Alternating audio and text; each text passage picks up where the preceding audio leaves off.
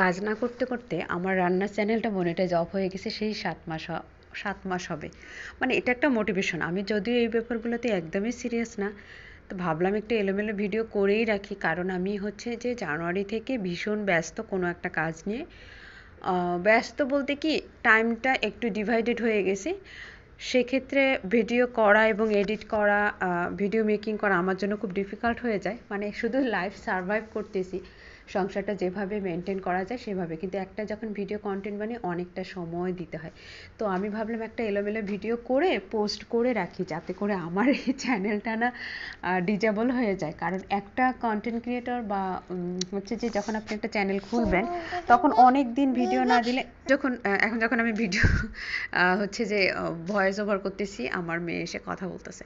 তো আমি হচ্ছে এই যে ভিডিওটা সেদিন করছিলাম, ফ্রিজ অর্গানাইজ করতেছিলাম, যে সবজি কিনে এনে সেগুলো গুছায় রাখতেছিলাম ফ্রিজে, সেইটা ভিডিও আমি জাস্ট ট্রাইপডটা ওখানে দাঁড় করাই আমি ভাবলাম আপনাদের সাথে একটু কথা বলি, তারপর বলেন আপনারা সবাই কেমন আছেন, কী অবস্থা সবার। 2025 সাল চলে আসছে, শেষের পথে প্রায় 1 মাস। আপনাদের প্ল্যান কি, পরিবর্তন কি, কি পরিকল্পনা করতেছেন, কি করতেছেন, সবাই কমেন্ট করে জানাবেন। আমার প্রোডাক্টিভ মানুষের সাথে মিশতে খুব ভালো লাগে, ওদের সাথে কথা বলতে ভালো লাগে, ওদের সাথে হচ্ছে যে ওদের সাথে একটা বিষয় নিয়ে আগায় যেতে ভালো লাগে।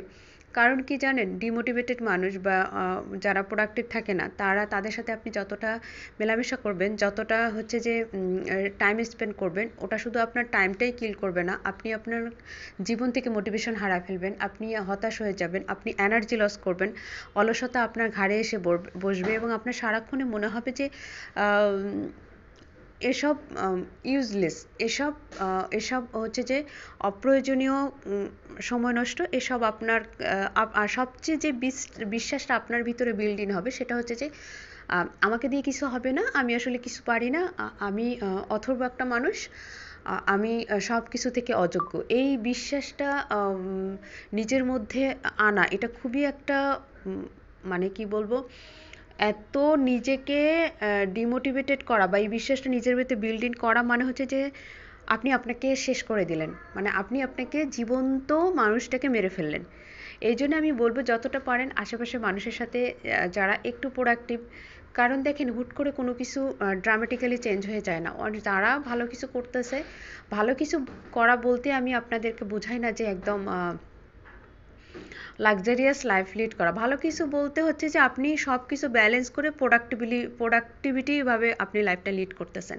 সব কিছু ব্যালেন্স, আপনি সংসার, সন্তান, আপনার জীবন, আখেরাত, ইহকাল, পরকাল, সব কিছু মোটামুটি একটু ব্যালেন্স করে আপনি চলতেছেন। আপনি সময় নষ্ট করতেছেন না, আপনি শুয়ে বসে টাইম স্পেন্ড করতেছেন না, আপনি অযথা কথা বলতেছেন না, আপনি কারো গীবত গাচ্ছেন না, আপনি একটু গুনাহ থেকে দূরে থাকার চেষ্টা করতেছেন, আপনি কারো অন্যায় করতেছেন না। এই সব ব্যালেন্স করে চলাটাই আমার কাছে আসলে প্রোডাক্টিভ লাইফ। আপনার সাথে গল্প করতেছি আর হচ্ছে যে আমি বলছি যে আমি খুবই ডিসঅর্গানাইজ একটা ভিডিও আপনাদের সাথে শেয়ার করতেছি, আর এই ভিডিওর মাঝে আপনাদেরকে বেডশিটটা দেখাচ্ছি, কারণ হচ্ছে আমি এটা সেলাই করছিলাম।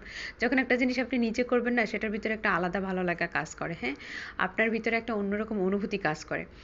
তো আমি ভাবলাম যে এটি অলমোস্ট কতদিন হয়ে গেল, তো অ্যাটলিস্ট চ্যানেলটা চালু করার জন্য আমার একটা ভিডিও আপলোড করে রাখি, আর সবার সাথে একটু কানেক্টেড থাকার জন্য। তো সবাই ভালো থাকবেন, আল্লাহ হাফেজ, আসসালামু আলাইকুম।